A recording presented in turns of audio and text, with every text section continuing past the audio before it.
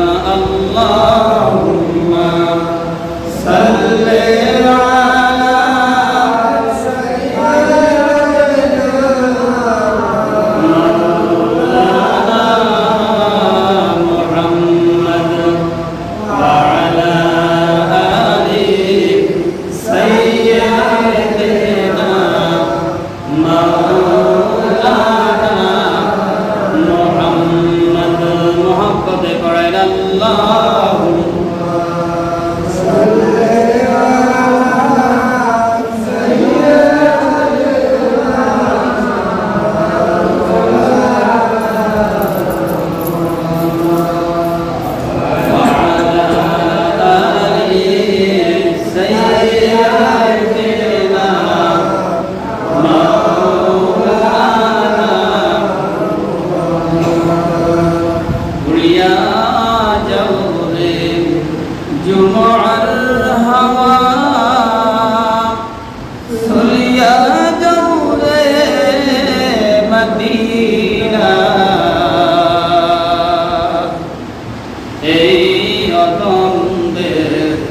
সালাম দিও নবীর পাক রওজায় আল্লাহুম্মা সাল্লি আলা প্রাণ খুলে মুহাম্মদে পড়ে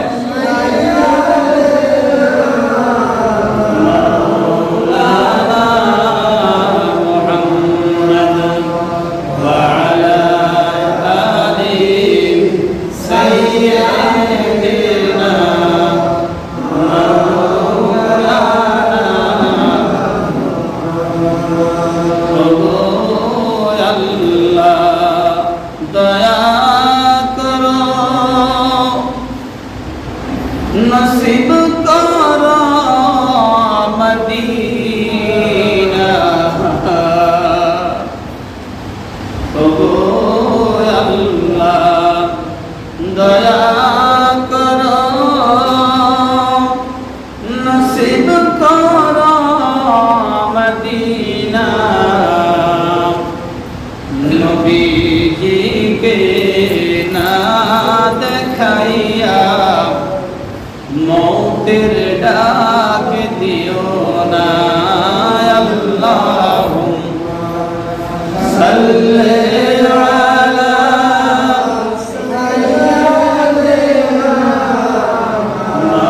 मौलाना मुहम्मद व अला आलि सय्यिदिना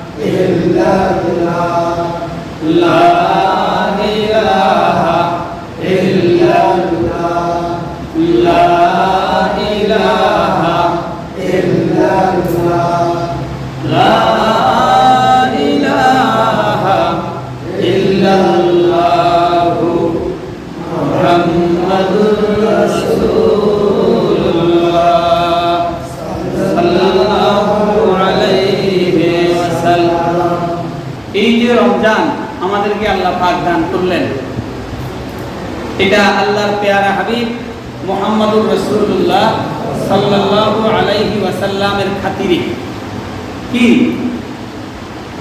মুহাম্মদুর রাসূলুল্লাহ সাল্লাল্লাহু আলাইহি ওয়াসাল্লামের উসিলায় খাতিরে আল্লাহ পাক আমাদেরকে রমজান শরীফ কি করছেন দান করছেন এই রমজানুল মুবারক সম্পর্কে আমরা আল্লাহ পাকের দরবারে জিজ্ঞাসিত প্রশ্নের সম্মুখীন হব কি হব না বলেন কথাগুলোর উত্তর দিবেন বাড়িতে ঘরে আল্লাহর বান্দীরা যারা আছেন কথাগুলো আলোচনাগুলো মনোযোগ দিয়ে শুনবেন এই যে রমজানুল মুবারক আল্লাহ পাক আমাদেরকে দিলেন এই রমজান সম্পর্কে আমরা আল্লাহ পাকের দরবারে প্রশ্নের সম্মুখীন হব কি হব না বলেন প্রশ্নের সম্মুখীনটা কেমন ভাবে হব একটু খেয়াল করেন রাসূল করিম সাল্লাল্লাহু আলাইহি ওয়াসাল্লাম মিম্বরে আরোহণ করতেছেন মিম্বরের মধ্যে কয়টা তাক থাকে খেয়াল করেন তো কয়টা তাক কয়টা তিনটা তাক এই যে একটা দুইটা তিনটা রাসূল করিম সাল্লাল্লাহু আলাইহি ওয়াসাল্লাম মিম্বরে আরোহণ করতেছিলেন, কদম মোবারক মিম্বরে রাখতেছেন। সাহাবীদেরকে লক্ষ্য করে বললেন, হে প্রাণের সাহাবীরা, তোমরা এগিয়ে আসো। তোমরা কি করো? কাছাকাছি এসে বসো। কে কাকে বললেন? বলেন। হুজুর সাল্লাল্লাহু আলাইহি ওয়াসাল্লাম হুজুরের সাহাবীদেরকে, যে তোমরা কাছাকাছি এসে বসো। তো প্রথম সোপানে, প্রথম স্তরে যখন তিনি কদম রাখলেন, তিনি একটু আওয়াজ দিয়ে বললেন আমিন। কি বললেন? বলেন আমিন। এরপরে দ্বিতীয় সিঁড়িতে কদম রাখতে আবারও বললেন আমিন। কি বললেন? আমিন। তৃতীয় সোপানে, তৃতীয় স্তরে যখন তিনি কদম রাখলেন, তিনি বললেন কি? আমিন। কি বললেন? আমিন। তাহলে আমিন বলাটা কয়বার হলো? বলেন তিনবার। কয়বার? তিনবার। এই তিনবার যখন বললেন, এর আগে তো রাসূল এমনি ভাবে মিম্বরে আরোহণ করতে উঠতে তিনি আমিন বলতেন না। তাহলে হঠাৎ করে যদি আমিন যে বললেন, এর প্রশ্ন দেখা দেয় কি দেয় না? বলেন। প্রশ্ন দেখা দেয়। রাসূল করিম সাল্লাল্লাহু আলাইহি ওয়াসাল্লাম বললেন, আমি যে প্রথম স্তরে কদম রাখলাম, আমিন বললাম। দ্বিতীয় স্তরে কদম রাখলাম, আমিন বললাম। তৃতীয় স্তরে কদম রাখলাম, আমিন বললাম। এর রহস্য কি তোমরা কি বলতে পারো? সাহাবায়ে আজমাইন রাসূল যদি কোনো প্রশ্ন করতেন, কি আদব ছিল দেখেন সাহাবাদের মধ্যে। এখন তো সেই আদব আমাদের কাছে, কথা বলেন না। পিতামাতার প্রতি সন্তানের আদব আসেনি, কথা বলেন নাই। ওস্তাদের প্রতি সন্তান ছাত্রর আদব আসেনি, কথা বলেন নাই। দিনের পর দিন তাহা কি হচ্ছে? নষ্ট হয়ে যাচ্ছে। সাহাবীদের কি আদব! সুবহানাল্লাহ, সুবহানাল্লাহ। প্রশ্ন যদি সাহাবীদের জানাও থাকতো,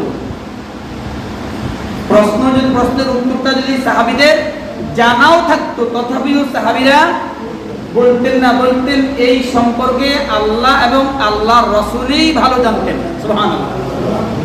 শুধু অতটুকুন না, রাসূলকে সন্তুষ্ট করার জন্য, রাসূলের মনোরঞ্জনের জন্য রাসূল ওই সাহাবীদের প্রতি মহব্বত স্থাপনের জন্য বলতেন, ইয়া রাসূলুল্লাহ, আমাদের মাতা পিতা, আমাদের মা বাপ, আমাদের সমস্ত সহায় সম্পদ আপনার কদমে কুরবান, কুরবান ইয়া রাসূলুল্লাহ। এই সম্পর্কে আল্লাহ এবং আল্লাহর রাসূলই কি করেন? ভালো জানেন। সুবহানাল্লাহ। এই কথা যদি রাসূল শুনতেন, রাসূলের অন্তরাত্মা প্রশান্তি পাইতো কি পাইতো না? কথা বলেন, কথা বলেন না। কোন শিক্ষক যদি কোনো ছাত্রকে কোনো প্রশ্ন করে, ঠিক ওইরকম বিনয়ের সাথে যদি ছাত্র ওই প্রশ্নের উত্তর দেয়, তাহলে এই উত্তর দ্বারা উস্তাদ সন্তুষ্ট হবে কি হবে না? কথা বলেন। পিতামাতার প্রতি সন্তান যদি আদবের ব্যবহার দেখায়, শ্রদ্ধার ব্যবহার দেখায়, সম্মানের ব্যবহার দেখায়, এতে করে ওই সন্তানের প্রতি পিতামাতার কি স্নেহ, ভালোবাসা, মহব্বত কি বাড়ে না কমে? কথা বলেন না। ওই সন্তানের প্রতি নেক দোয়া আসে না? বদদোয়া আসে? কথা বলেন। হায় হায় আফসোস, বড় উল্টা অনুশোচনা। রাসূল করিম সাল্লাল্লাহু আলাইহি ওয়াসাল্লাম বলেন, তিনটি বিষয়ের ফয়সালা, তিনটি বিষয়ে আল্লাহ পাক চূড়ান্ত করে, তিনটি বিষয়ে আল্লাহ পাক চূড়ান্ত করে আমার সমীপে এই মুহূর্তে পেশ করতেছেন। সুবহানাল্লাহ বলেন। এক নম্বর বিষয় হলো, যারা জীবনে রমজান শরীফের রোজাগুলো ফেলে, মুসলিম নরনারী, মহিলা পুরুষ, রমজান শরীফ খেয়ে যাদের উপর রোজা ফরজ, রোজা ফরজ হওয়ার জন্য শর্ত কি? মুসলমান হওয়া। কি হওয়া? বলেন। রোজা ফরজ হওয়ার জন্য শর্ত কি? মুসলমান হওয়া। হিন্দুরাও কি করে? উপবাস থাকে। হিন্দুরাও কি থাকে? উপবাস থাকে। কিন্তু তারা কি উপবাসের সওয়াব পাবে গো? কথা বলেন না। পাবে না। কেন পাবে না? তারা মুসলমান, তারা মুসলিম নয়, সেই জন্য। কিন্তু এই রিফু দমনের দ্বারা তারা একটা শক্তি তারা কিন্তু অর্জন করতে পারে, শক্তি তারা কি করতে পারে, অর্জন করতে পারে, কিন্তু এর দ্বারা তাদের আমলনামায় নেকি হবে না। রোজা রাখার জন্য শর্ত হলো মুসলিম হওয়া, এরপরে হলো বুদ্ধিমান হওয়া। বুদ্ধিটা কি হইতে হবে, এটা যে রোজা এর ফজিলত না রাখলে কি মনে করেন আযাব হবে এই সম্পর্কে জানা, এই সম্পর্কে কি জানা, বুঝ জ্ঞান সম্পন্ন হওয়া। এরপরে সাবালক হওয়া, কি হওয়া, সাবালক, সাবালক ফরজ, রোজা ফরজ হওয়ার জন্য শর্ত সাবালক হওয়া। এরপরে মুকিম হওয়া, স্থায়ী হওয়া, স্থায়ী, কারণ কোনো ব্যক্তি যদি সফরে চলে যায় তার উপর তখন রোজা ফরজ এই হুকুমটা তখন থাকে না। কথা কি বুঝতেছেন আপনারা? এরপরে হায়েজ নেফাস থেকে পাক পবিত্র হওয়া মহিলা, তাদের উপর রোজা রাখা কি কথা বলেন ফরজ। এই ফরজ আল্লাহ পাকের ফয়সালা, আল্লাহ পাকের সিদ্ধান্ত চূড়ান্ত, এখানে কোনো প্রকার আপিল টাপিলের কোনো ব্যবস্থা সুযোগ না, একদম চূড়ান্ত ফয়সালা আল্লাহ পাকের। আল্লাহ পাকের হাবিবের কাছে এইগুলি পাঠাইছেন তিনটা। একটা হলো যেই ব্যক্তি এরকম রোজা তার উপরে ফরজ, সবকিছু শর্ত সে কি অবস্থায় আছে, এমতো অবস্থায় যদি কোনো ব্যক্তি রোজা পায়া নিজের জীবনের গুনাহগুলো মাফ করাইয়া নিতে পারে নাই, ওই পুরুষ মুসলমান নর নারী তারা ধ্বংস হয়ে যাক, হালাক হয়ে যাক, বরবাদ হয়ে যাক, এটা আল্লাহ পাকের ফয়সালা। হাবিব আপনি অনুমতি, সুবহানাল্লাহ। রাসূল বলেছেন আমিন। আমিন মানে কি? আমি আপনার এই কি ফয়সালার উপর কি কথা বলেন একমত, আমি আপনার ফয়সালার উপরে কি একমত। কার ফয়সালা? আল্লাহর ফয়সালা। ফয়সালাটা কি? রমজান মাস ফাইয়া যে নিজের জীবনের গুনাহগুলো মাফ করাইয়া নিতে পারে নাই, ওই ব্যক্তি, ওই মুসলমান পুরুষ মহিলা ধ্বংস হয়ে যাক, হালাক হয়ে যাক, এতে আমি আল্লাহর কিছুই যায় আসে না। কত মারাত্মক কথা। এক নম্বর আমিন বলার কারণ, প্রথম সুপারে কদম রেখে আমিন যে বলছেন এই কারণে, আমিন মানে আল্লাহ কবুল করেন। আমি আপনার কথার উপরে, আপনার কার্যের উপরে, আপনার আদেশের উপরে, আপনার হুকুমের উপরে আমি কি। দুই নম্বর বললেন যেই ব্যক্তি আমার নাম অর্থাৎ রাসূলুল্লাহ সাল্লাল্লাহু আলাইহি ওয়াসাল্লামের নাম শোনার পরে সেই ব্যক্তি দুরূদ শরীফ পাঠ করলো না রাসূলের প্রতি, রাসূলের প্রতি কি করলো না, দুরূদ শরীফ পাঠ করলো না, ওই উম্মত, ওই আল্লাহর বান্দা বান্দি হালাক হয়ে যাক, ধ্বংস হয়ে যাক, বরবাদ হয়ে যাক, আল্লাহ পাকের ফয়সালা। রাসূল বলছেন আমিন। রাসূল কি বলছেন? আমিন।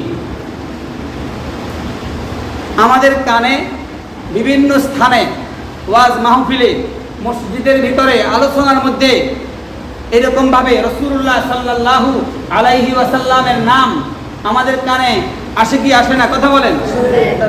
আসলে আমাদের করণীয় দায়িত্ব কর্তব্য কি বলেন?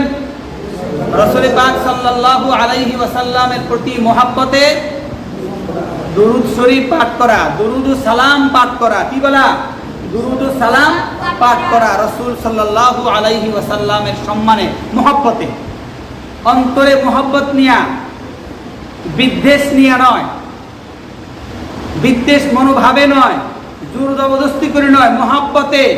কারণ রসুলের মহব্বতেই হলো ঈমান, রসুলের মহব্বতই হলো কি কথা বলেন ঈমান। তাহলে 2 নম্বর শরীতে আমিন বলার এই যে হুকুমটা কি, রসুলের নাম শোনার সাথে সাথে আমার আপনার উপরে কি দুরূদ শরীফ পাঠ করা ওয়াজিব হয়ে যায়। কি আমরা অবশ্যই কি করতে হবে? দুরূদ শরীফ পাঠ করতে হবে, না হয় আল্লাহ পাকের ফয়সালা কি ওই আমার বান্দা, ওই বান্দি কি হয়ে যাক, ধ্বংস হয়ে যাক, এতে আমি আল্লাহর কোনো কিছু যায় আসে না। 2 নম্বর। 3 নম্বর আমি আমিন বলার কারণ হলো যেই ব্যক্তি ছেলে হোক আর মেয়ে হোক, তার বৃদ্ধ বৃদ্ধা মা বাপ, 2 জন অথবা 2 এর যে কোনো একজনকে পেয়ে মা বাপ দুইজন অথবা দুইয়ের যে কোনো একজনকে পেয়ে যে নিজের জীবনের মা বাবার খেদমত করে, মা বাবার কি খেদমত করে বেহেশত কামাই করতে পারে নাই, বেহেশত লাভ করতে পারে নাই, ওই ছেলে মেয়ে তারা হালাক হয়ে যাক, ধ্বংস হয়ে যাক, বরবাদ হয়ে যাক, কার ফয়সালা? আল্লাহর ফয়সালা। আল্লাহ পাকের কি ফয়সালা? এটা একটা হলো উপরটা কি মা বাপের প্রতি আমাদের দায়িত্ব কর্তব্য আছে কি নাই বলেন? আমাদের প্রতি পিতামাতার দায়িত্ব কর্তব্য আছে কি না কথা বলেন? আল্লাহর একজন বান্দি আজকে ওনার শ্বশুর শাশুড়ি এবং পিতামাতা মাগফিরাতের জন্য অন্য মাসের তুলনায় রমজানে দান করলে সওয়াব কম না বেশি বলেন? কথা বলেন না, কম না বেশি? বেশি। আল্লাহর বান্দি এই মসজিদের জন্য আজকে 10,000 টাকা দান করছেন, সকলে বলেন আমিন। আল্লাহ যেন আল্লাহর বান্দির এই দানকে কবুল আর মঞ্জুর করেন। তিনি হলেন আমাদের কবির ভাইয়ের স্ত্রী, উনি মসজিদের জন্য 10,000 টাকা দান করছেন ওনার শ্বশুর শাশুড়ি এবং পিতামাতার জন্য দোয়া করার জন্য। আপনারা আন্তরিকভাবে দোয়া করবেন এবং নাম প্রকাশে অনিচ্ছুক আরেকজন ছেলে বিদেশে কিছুদিন চাকরি করছে, কয়েকদিন কিছু টাকা পয়সা দিয়েছে মালিকে, ওই টাকা থেকে আপনাদের মসজিদের জন্য 2,000 টাকা কোরবান করছেন, সকল বলেন আমিন। ছেলের নাম হলো সাকিব, নাম প্রকাশে অনিচ্ছুক। দান তো যদি জাহিরি ভাবে প্রকাশ করে যদি দেওয়া হয়, যদি খুলুসিয়াত অন্তরে থাকে, কোনো লোক দেখার উদ্দেশ্য যদি না হয়, তাহলে জানাইয়া দেওয়াও কি আছে কথা বলেন? সওয়াব আছে। আবার যদি কেউ যে না আমি আল্লাহর রাস্তায় আল্লাহর ঘরে বা এই বিভিন্ন খাতে আমি দান করলাম, আমার দান কেউ জানা দরকার নাই, সেটাও কি কথা বলেন? সেটাও কি যায় আছে কি নাই বলেন? কেউ জানলো না, আমি দিলাম আল্লাহর ঘরে মসজিদে চলে গেল, শেষ। আর যদি জানার ইচ্ছা এটা থাকে যে আমি দান করতেছি, আমার নিজস্ব কোনো বাহাদুরি না, আমি দান করতেছি, আল্লাহ পাক আমাকে তৌফিক দিয়েছেন, আমি মসজিদে দিচ্ছি, এই মসজিদে দেওয়ার দ্বারা আরেকজন যেন দেওয়াতে উৎসাহিত হয়। কি হয়? আরেকজন যেন দান করতে উৎসাহিত হয়। সেই জন্য আমি কি করলাম? জানায়া দানটা দিলাম, দানটা করলাম। এটা যদি অন্তরে হয়, এটাও কি কথা বলেন না? সওয়াব। তাহলে কবির ভাই পরিবারের পক্ষ থেকে 10,000 টাকা মসজিদের জন্য আল্লাহ পাক যেন এই দানকে কবুল আর মঞ্জুর করেন, সকলে বলেন আমিন। এবং এই দানের সওয়াব আল্লাহ পাক যেন ওনার শ্বশুর শাশুড়ি এবং পিতামাতা রুহানিয়াতে আল্লাহ পাক যেন সওয়াব বখশিশ করিয়া দেন, সকলে বলেন আমিন। তাহলে পিতামাতার প্রতি আমাদের দায়িত্ব কর্তব্য আছে কি নাই বলেন? আছে।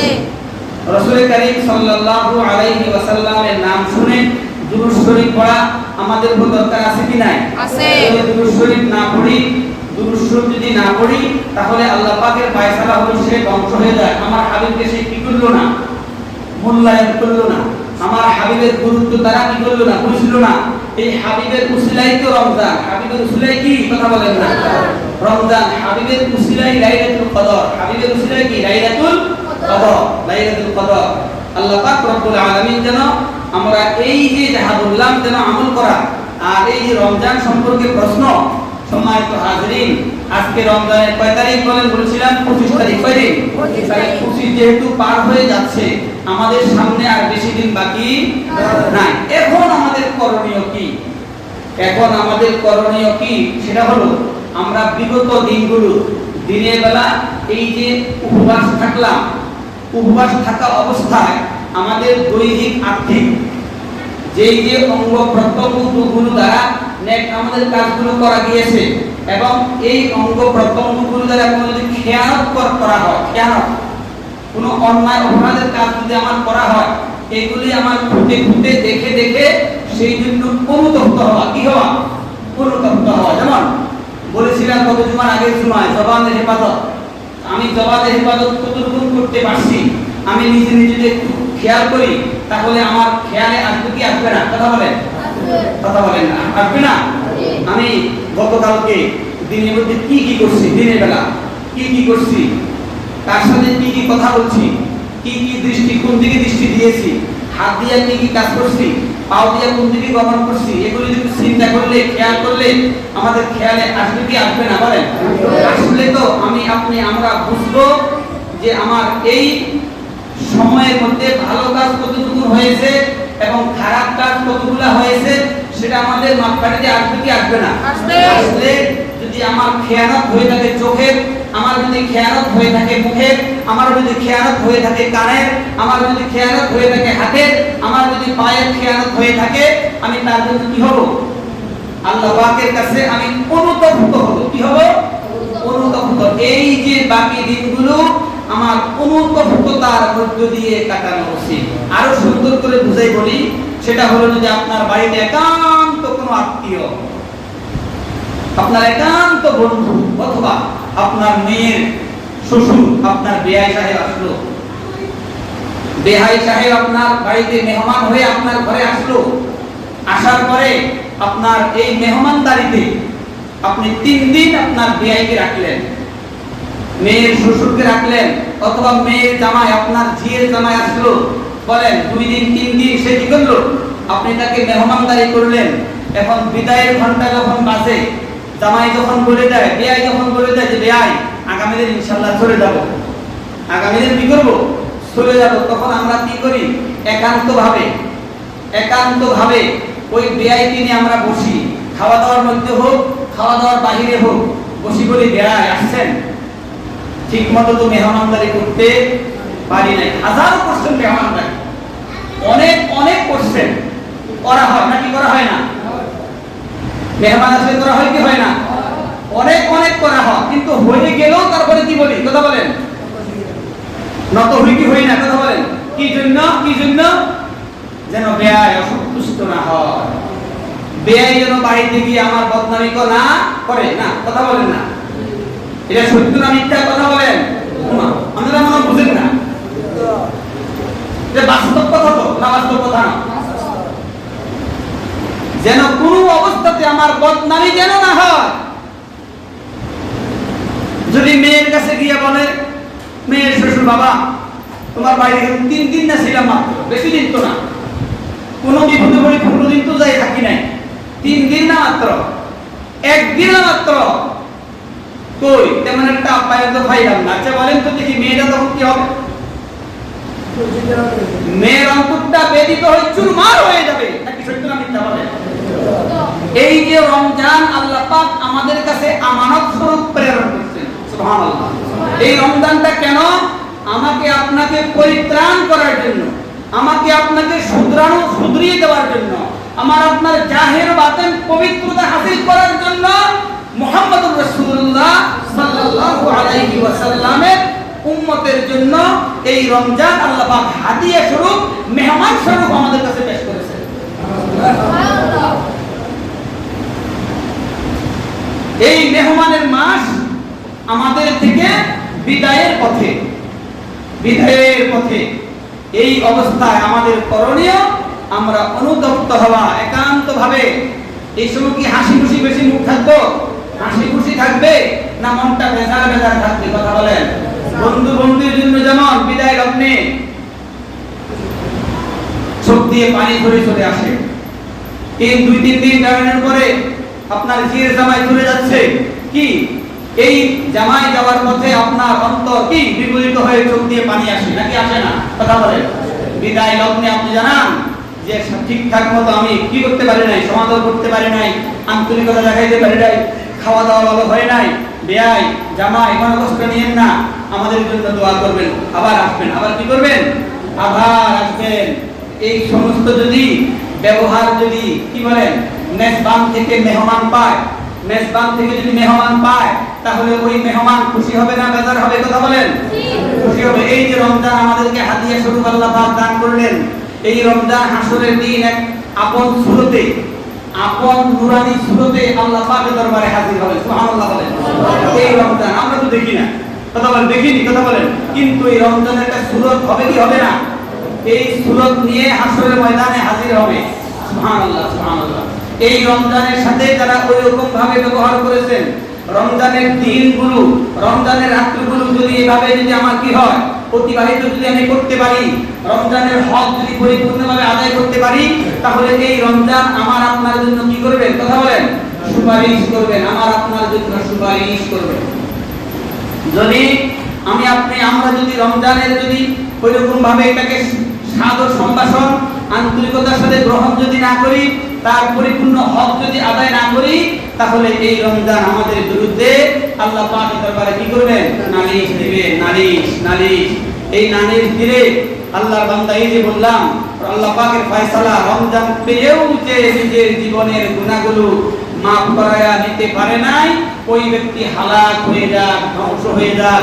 তাহলে আমাদের বিবেচনা, আমাদের খেয়াল করা দরকার আছে কি না? কথা বলেন, আমি কি আল্লাহ পাকের সন্তুষ্টি রমজান যে আমাকে দিল, রমজানের দ্বারা কি হয়? জাহের বাতিল সব পরিষ্কার পরিচ্ছন্ন হয়। কদ আফলাহা মান তাযাক্কা ওয়া যাকারা ইসমা রাব্বিহি ফাসল্লা। সুবহানাল্লাহ, সুবহানাল্লাহ। ওই ব্যক্তি সফল কাম হয়েছে, ওই ব্যক্তি সফল কাম হয়েছে, উত্তীর্ণ হয়েছে, তার দুনিয়া আখিরাত কি হয়েছে? সাফল্য মণ্ডিত হয়েছে, যে তার বাতিনকে পরিশুদ্ধ করতে পেরেছে। সুবহানাল্লাহ। কদ আফলাহা মান তাযাক্কা। যাক্কা মানে তাজকিয়া, তার ভিতরটাকে কি করা? পরিশুদ্ধ করা, পবিত্র করা, পরিচ্ছন্ন করা। এখন এই রমজানটা এই জন্যই আমাকে আপনাকে দান করা হয়েছে। সুবহানাল্লাহ, সুবহানাল্লাহ। কে কতটুকু আমরা আমাকে নিজেকে কতটুকু পরিশুদ্ধ করতে পেরেছি, এই যে এখন থেকে শেষ হওয়া পর্যন্ত এই সময়গুলো আমরা এভাবে অতিবাহিত করার কি করব? কথা বলেন, চেষ্টা করব। সম্মানিত হাজিরিন, এই রমজানের শেষ দশকের বেজোড় রাত্রিতে, রমজানের শেষ দশকের বেজোড় রাত্রিতে লাইলাতুল কদর নিহিত, লাইলাতুল কদর নিহিত, লাইলাতুল কদর নিহিত। এই লাইলাতুল কদর সম্পর্কে সঠিকভাবে কি নাই? সঠিক দিন, তারিখ, রাত্র আল্লাহ পাক বলেন নাই। কোন রাত্রটা সঠিক, এটার হিকমত হলো কিতাবে আসছে, যদি সঠিক করে বলা হতো, যেটা 21 তারিখে মনে করেন 20 তারিখ দিবাগত 21 রাত্রি লাইলাতুল কদর, এটা যদি বলে দেওয়া হতো, 22 তারিখ দিবাগত 23 রাত্রি লাইলাতুল কদর যদি বলে দেওয়া হতো, রাতের ফজিলতটা কি বলেন? কি হাজার মাসের চেয়েও কি উত্তম ইবাদতের সওয়াব আমলনামায় আল্লাহ পাক দান করে দিবেন। হাজার মাসের 83 বছর 4 মাস, 83 বছর কয় মাস? 4 মাস ইবাদতের সওয়াব। সুবহানাল্লাহ, সুবহানাল্লাহ। 83 বছর না কি সুবহানাল্লাহ বলতে করতে পারেন না? এক রাত্রির ইবাদত, এক রাত্রির ইবাদত 83 বছর 4 মাসের সওয়াব আমলনামা আল্লাহ পাক দান করে দিবেন। সুবহানাল্লাহ, সুবহানাল্লাহ। এটা কার জন্য? উম্মতে মুহাম্মাদের জন্য। অন্য কোন নবীর উম্মতের জন্য লাইলাতুল কদর ছিল না। এই লাইলাতুল কদর উম্মতে মুহাম্মাদের জন্য স্পেশাল, কারণ অন্যান্য নবীরা নূহ আলাইহিস সালাম 1340 বছর হায়াত পাইছেন। কত বছর বলেন? 1340 বছর, 900 বছর দিন প্রচার করছেন। কয়শো বছর? 900 বছর। তো ওই তুলনায় উম্মতে মুহাম্মাদের হায়াতের সংখ্যা কি? কথা বলেন না, একেবারে কম না গো? কম। তাহলে হায়াত যদি এমন হয়, হায়াতের আসল সময়টা আমরা কি করে ফেলছি? নষ্ট করে ফেলেছি, বরবাদ করে ফেলেছি, ধ্বংস করে ফেলেছি। এখন আমাদের সময় তো নাই। এই বছর রমজান পেলাম, আল্লাহ পাকের খাস রহমত, আলহামদুলিল্লাহ, আলহামদুলিল্লাহ।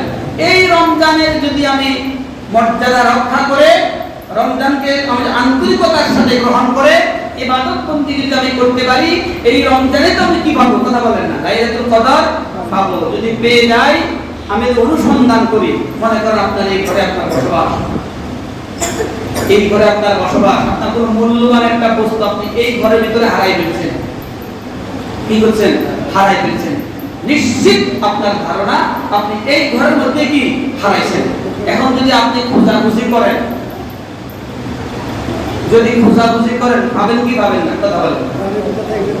বেখেয়ালে পকেটে টাকা বাইক করে রাখি দিয়েছেন, মনে করেন তো শোকের নিচে, এরপরে খেয়াল নাই, এরপরে কি নাই আর খেয়াল নাই, ঘরে রাখছেন এটা আপনার পুরোপুরি নিশ্চিত।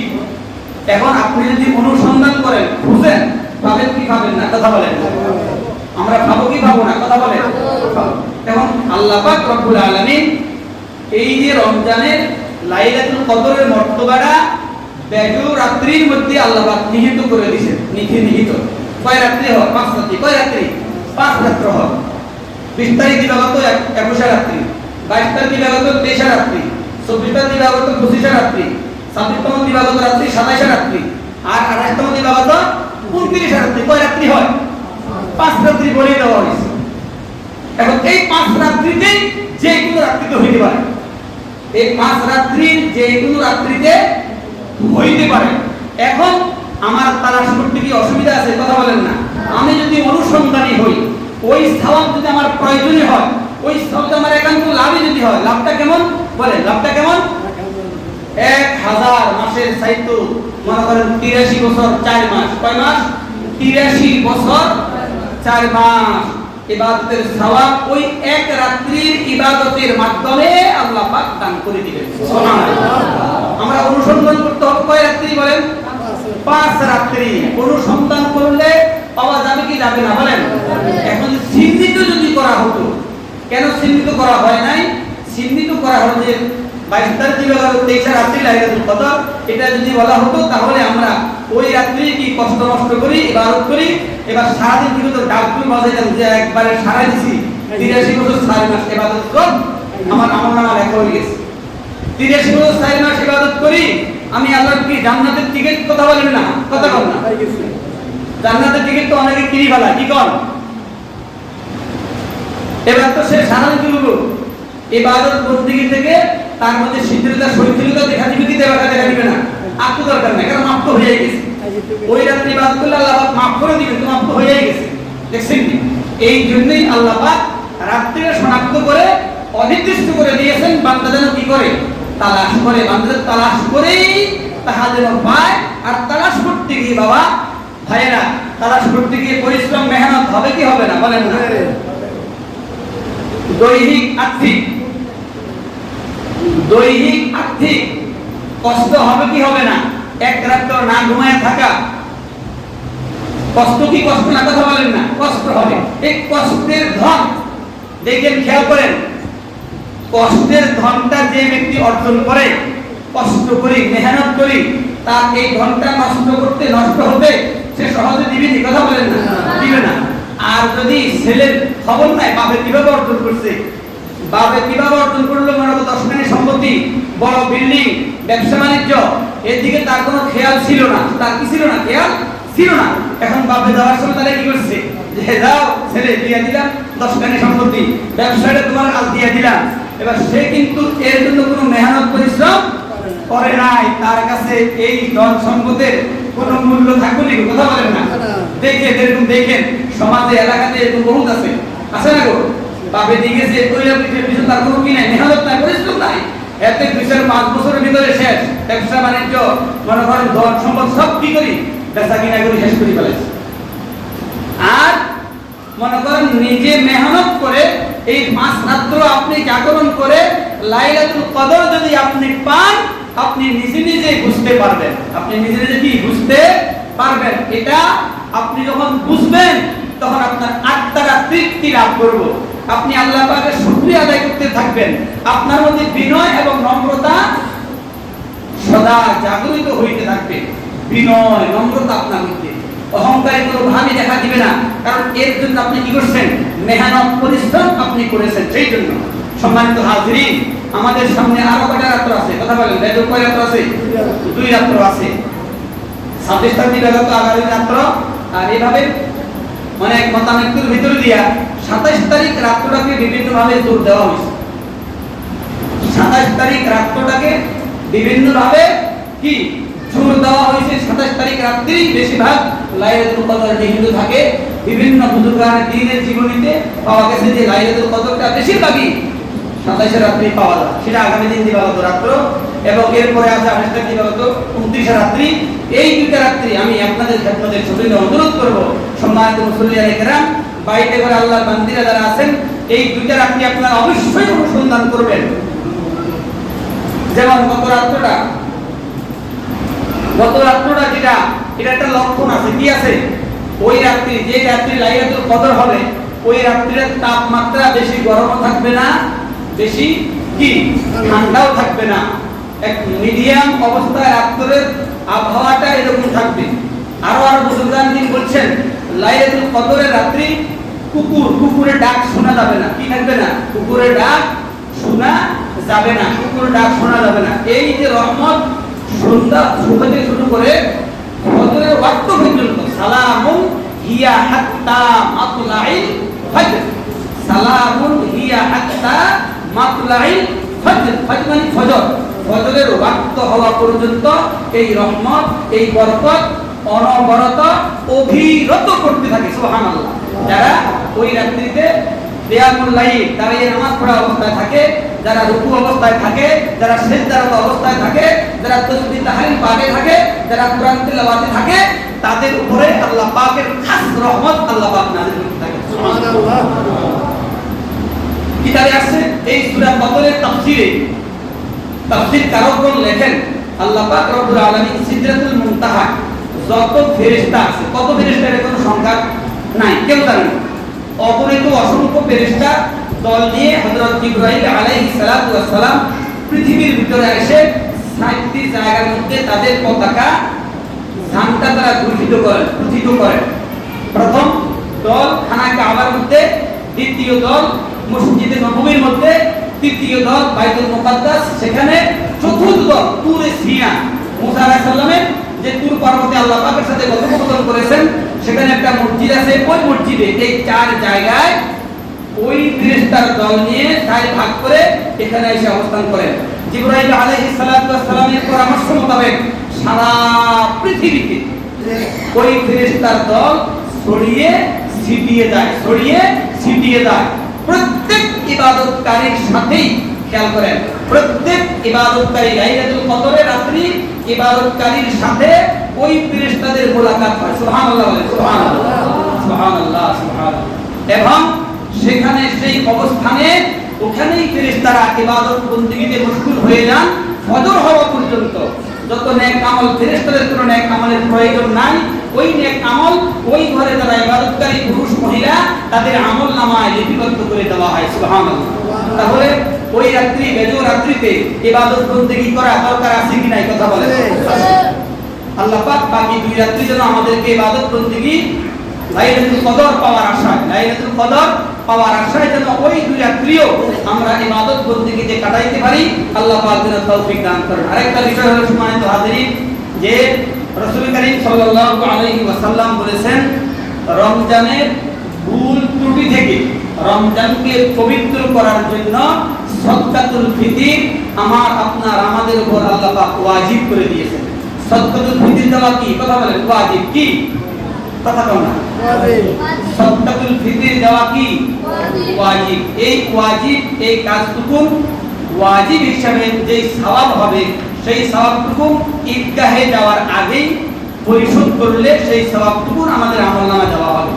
যদি ঈদের নামাজের পরে কোনো কারণ ছাড়া যদি কেউ ঈদের নামাজের পরে সাদকাতুল ফিতর আদায় করে দেয়, সেটা সাদকাতুল ফিতর হিসাবে আদায় হবে না, সাধারণ দান হিসাবে তার সওয়াব হবে। মাসআলা কি আপনারা বুঝতে পারছেন? বলেন। হ্যাঁ, তাহলে সাদকাতুল ফিতর তো জানছেন, সর্বনিম্ন হলো 115 টাকা। কত টাকা? 115 টাকা করে এই সময়ের ভিতরে আমরা সাদকাতুল ফিতর কি করব, কথা বলেন, আদায় করে দেব ইনশাআল্লাহ।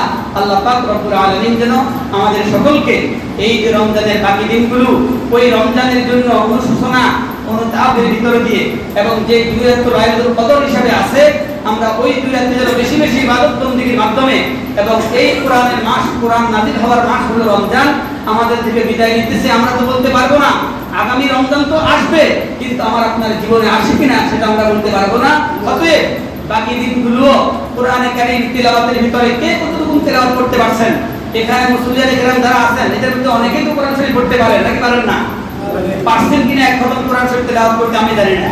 আল্লাহ পাকের খাস রহমত যে এই যে ভাঙ্গাকে উসিলা করে একটা সুযোগ পাওয়া গেছে।